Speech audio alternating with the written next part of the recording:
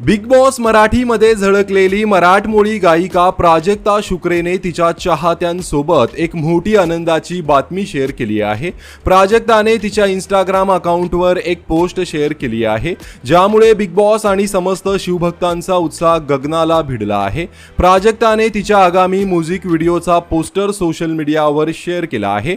या म्युझिक व्हिडिओचं नाव शिवबा मराठी मनात असून प्राजक्ताने या पोस्टरवर जागर येतोय मराठी मातीचा असं कॅप्शन दिलं आहे। पण यावेळी प्राजक्ताने एक सुखद धक्काही दिला आहे।